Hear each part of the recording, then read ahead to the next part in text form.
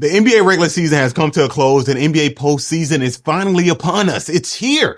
This time of the year seems to me that everyone enjoys NBA basketball. It doesn't matter if you are an NBA critic, someone who's a huge fan of the NBA, or someone who really doesn't invest their time into watching NBA basketball. Now, you might tune in to see Luka and LeBron, Ant-Man, Joker, Giannis, Dame, Curry, Butler, Tatum, Brown, Jalen Brunson. The list goes on and on because it's the postseason. Intensity is high and these teams are playing for a chance to win NBA championship. So we know we will get the best out of these players. However, during the regular season, we see a ton of slander when it comes to an NBA product. We see people say that no team has a distinct identity. They all play the same.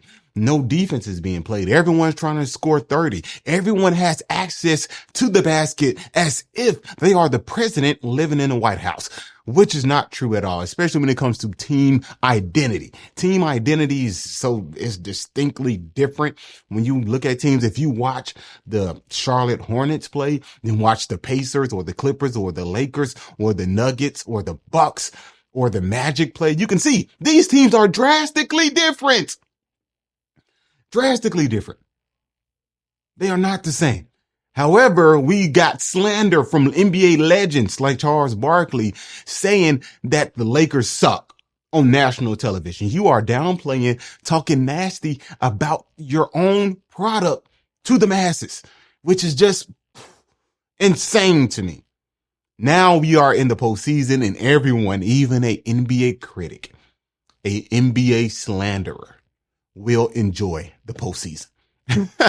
I'm going to end the rant right there, but regular season. We had 10 players score 25 plus points per game this season. Last year, I think it was 13. So I hope you guys are happy about that. Less scoring in the NBA. That's what you want. Less scoring, less players scoring 25 plus. We got it. 10 players this year, not 13. Kudos to those guys. However, the postseason is here. And one matchup that I'm excited about is the Detroit Pistons versus the New York Knicks. This will be a grinded out series, a dog fight.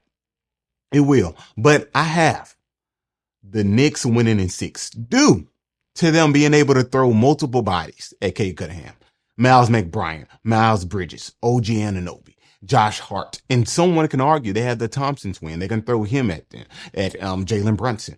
They have Malik Beasley. You can throw him at Brunson as well. And you can even throw Cade in the mix. Jalen Duren, he's able to switch on screens and play decent defense. You have that at your disposal. You have Isaiah Stewart, who can potentially knock him out and get him out of the series. So you have those. Okay, I'm playing about the Isaiah Stewart part, but you have a couple of bodies you can throw at Brunson. However, I think Brunson has another offensive option he can go to, and that is Karl-Anthony Towns. And I just don't see that for the Detroit Pistons. Even though someone like Tim Hardaway can give you good defense, good effort on the defensive end, I don't see a consistent offensive player outside of Cade Cunningham that you can give the ball and say, get a bucket, get to the foul line, knock down some free throws for me, slow the game down so I can preserve my energy. I don't see that for the Detroit Pistons, even though they had a phenomenal year. Last year, they were the laughing stock of the NBA. We remember Kyle Kuzma saying, you don't want to be that team to lose to these guys. And now Cade Cunningham and JB Bickerstaff turned the ship around. Cade playing at an all NBA first team level, and he deserves that last spot. 26-9-6. He took his team from a laughing stock to a postseason berth. He deserves that spot over Anthony Edwards, because Anthony Edwards and his team, they were expected to be at least a top 3 seed to get back to the Western Conference Finals. But now we don't know if they'll get out the first round. When you have someone like Cade Cunningham and the Detroit Pistons, no one had them going to the playoffs this year. But due to Cade Cunningham's play, and of course you have your other auxiliary players who played well as well, you are in the playoffs.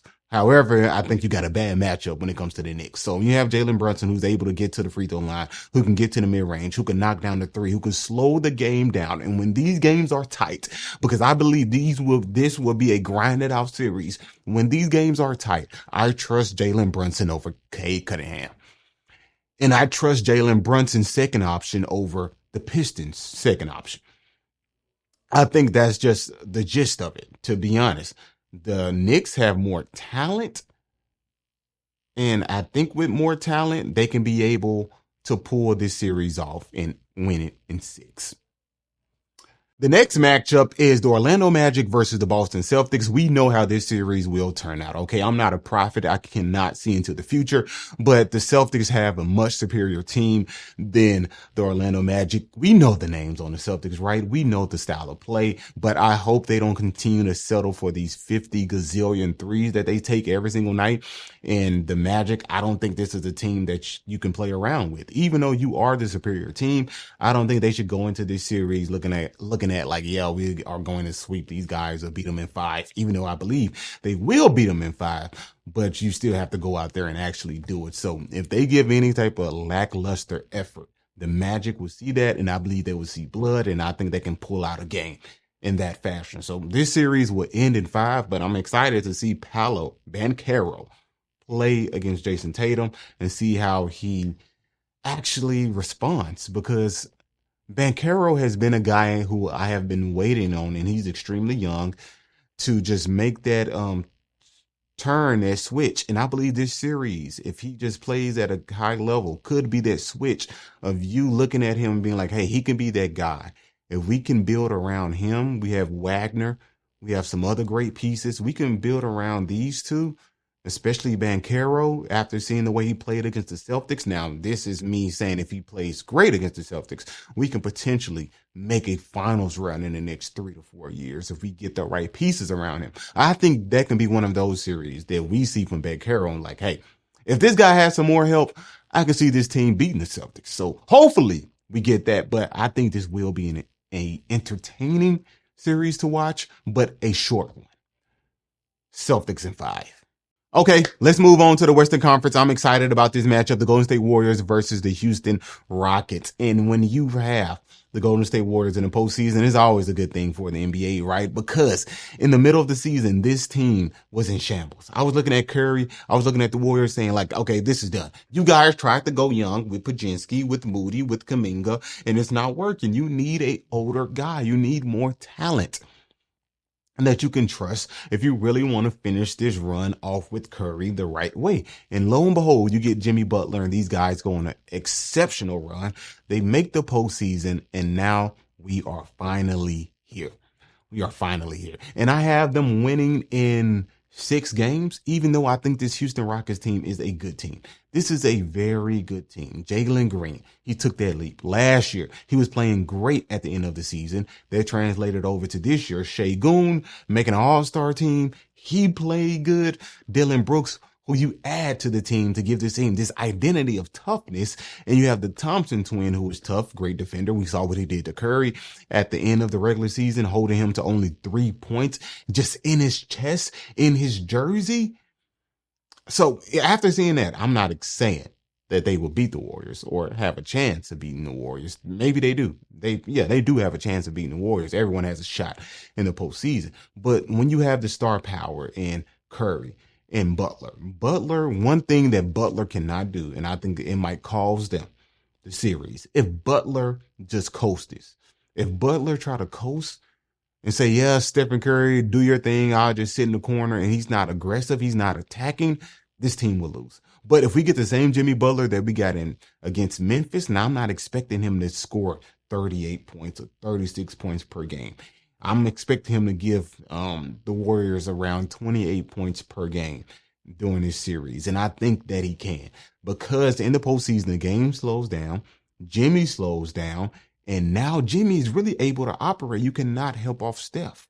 You cannot make those small mistakes. And if you do, Jimmy Butler will make you pay. He will make you pay. And Steph will make you pay.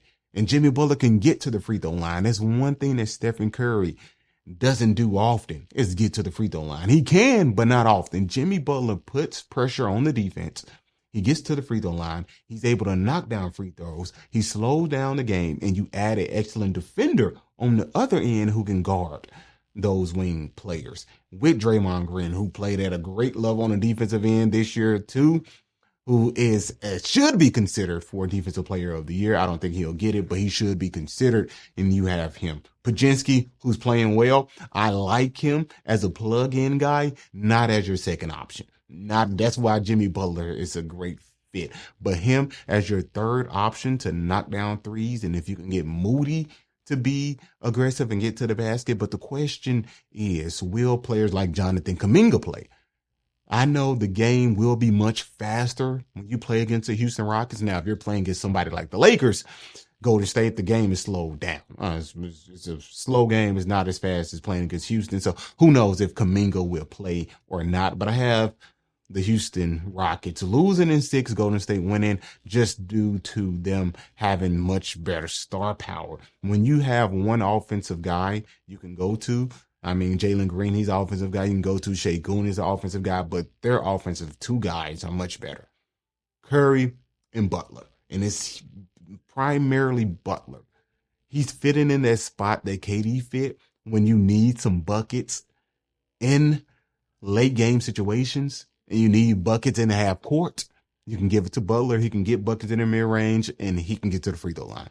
And the Rockets don't have anyone else who can do that. So I have the Rockets losing in 6, Golden State moving on to the second round. We get the bubble rematch. The Nuggets versus the Clippers. Back in 2021, we saw the Clippers blow a 3-1 lead, and Kawhi Leonard was a part of that team that blew that 3-1 lead. So I'm pretty sure that he's seeking revenge against the Nuggets this postseason. However, this is a tough call because anytime that you're playing against the best player in the world, Nikola Jokic, it's hard to say that his team will lose, but it's so much pandemonium that's going on in that Nuggets locker room. I look at the Nuggets and I say, man, this might seep into play. This might seep in because players are looking at Russell Westbrook sideways saying that he's getting favoritism. And I think that can come into play when you step on the court. And now Russell Westbrook most likely will go to the bench and we won't see him that much in the postseason.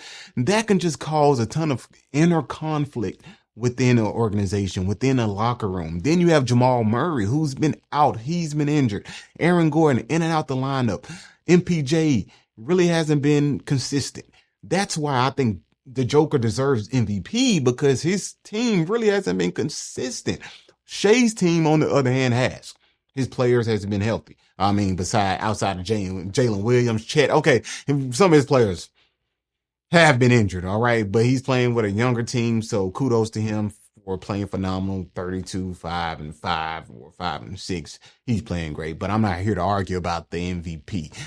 The Joker and the Nuggets, it's just too much going on in that organization right now, and I don't really see how they can pull this off against the Clippers. Kawhi Leonard, when he played against the Golden State Warriors at the end of the regular season, he looked like prime Kawhi, the way that he was moving into the basket, knocking out mid-range. The game slows down. That's when Kawhi thrives. If you need a bucket, he can get it. If you need a bucket, Joker can get it. If you need a bucket, I believe James Harden can get it as well. Murray, he's just been injured in and out the lineup. I don't know if I can really trust him this postseason to rise to the occasion that he usually does in the postseason.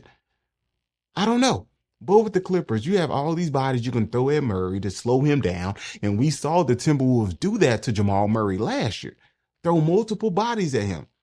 Jaden McDaniels. We saw Anthony Edwards. We saw Nickeil Alexander-Walker. We saw them hound Murray. And you can do the same, the Clippers, with Jones Jr., even Norman Powell, Kawhi Leonard. You just have multiple bodies to throw at him to just slow him down. Joker will get his numbers. He will put up big numbers. But I don't know if Murray will be the same Murray that I saw in the past 2 postseasons. So we have to wait to see. We have to wait to see that. However, I have the Clippers winning in 7. Yeah, it's a tough call, but yeah, I have the Clippers winning in 7. James Harden's playing great. He's playing free. He's playing free. It's just almost like the old James Harden. But can James Harden give you that consistency during the postseason? So it's a lot of ifs, but I have the Clippers coming out at 7, but I wouldn't be surprised if the Nuggets can pull this one out as well. Lakers versus Timberwolves. I'm pretty sure Anthony Edwards is looking to come out on top. We saw how he disposed of Kevin Durant and the Suns last postseason. I mean, dancing, laughing, having a great time, putting up great numbers, and he did it in a clean sweep. Now he's facing one of his peers, Luka Doncic, and also LeBron James, another legend. I'm pretty sure he wants to add to the hit list of taking top players out, like Luka, like LeBron, like KD. So he did that to Kevin Durant. I don't think he'll do that to the Lakers this season. It will be a great story if he did. However, I don't think that will be accomplished. I have the Lakers winning in 5 games. I think they are just a better team. Julius Randle, he came along with Anthony Edwards. He's been playing well. AE has been playing well. I just don't trust no one outside of Anthony Edwards to score the basketball at a high clip in the postseason, or to be a model of consistency in the postseason. However, on the Lakers, on the other hand, LeBron James is almost your third option now, but really your second option. Austin Reeves is a great, excellent third option. And then you have somebody like Gabe Vincent, who's been playing good this year. You have Jackson Hayes, who's been playing good. Vanderbilt, who's been playing well as well. So this team has been clicking, and the defense has been there too. So I expect them to play at a high level on the defensive end and give great effort. I just think the lack of offense for the Timberwolves. You have Rudy Gobert to protect the paint. I think they will bring him out. They will attack him the same way Luka attacked him last season when the Mavericks faced the Timberwolves, albeit those teams were drastically different. The Timberwolves are a different team now, and Luka is no longer on the Dallas Mavericks. However, this matchup against the Timberwolves is just not a good matchup for the Timberwolves. It's just not. If they would have faced someone like the Houston Rockets, I can see them coming out or even a better chance of beating Golden State. But with the Lakers, this is just not a good matchup for them. The amount of offensive firepower that the Lakers have between Luka, LeBron, and Austin Reeves is just too much for the Timberwolves to handle. Like, this is a good opportunity for LeBron to actually seize his 5th championship. The Indiana Pacers versus the Milwaukee Bucks. This almost became a rivalry to me.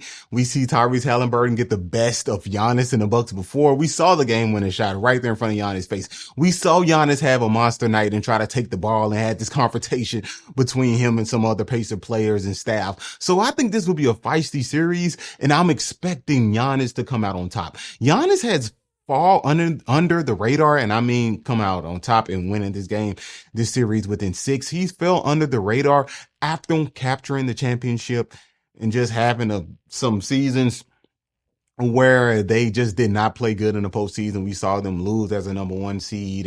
Giannis was hurt. That stuff happens, and seemed like the NBA media forgot about Giannis. He was almost deemed at the face of the NBA, but he had a monster year this year. 30, 12, and like 7. Monster year. And Dame in and out the lineup. Dame is back. We have to get him integrated again. He has to get back into playing and feeling good about playing. But the Pacers, man, they play so fast. Exciting team to watch. I love watching Obi Toppin, Halliburton. Just a great combo right there. And when they are out in transition, it's almost like a show to watch. And people are getting tired of him going between the legs. I'm not tired of it. I think this will be a good matchup, a good feisty matchup, but Giannis has to win this series because Giannis, you cannot continue to lose in the first round. You are one of the guys, like the guys in the NBA, and you have a legacy so far as being one of the greats. And I do not want to see one of the greats continue to get bounced out the first round. Dame is back now. You have Kuzma, you have Portis, you have Lopez. So you have these pieces around him, and I think they can really, really make a push and get something going there. It hasn't been set yet who the Thunder would play as the 8th seed, but whoever they play as the 8th seed, they're winning that round. And whoever the Cavaliers play as the 8th seed, they will win that round. So, yeah, this is my playoff prediction, preview, whatever you want to call it. Until next time, guys, love God, love people. Catch you next time. Peace.